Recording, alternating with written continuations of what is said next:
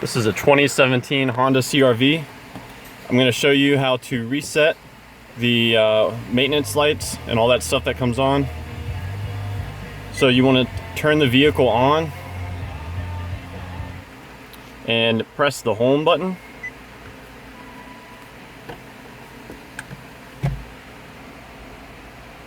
And you're going to go to settings, go to vehicle,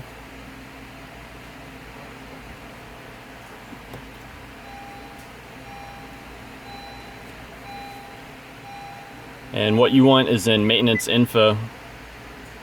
Select the reset items and just hit all due items, reset. So that's it. It's that easy.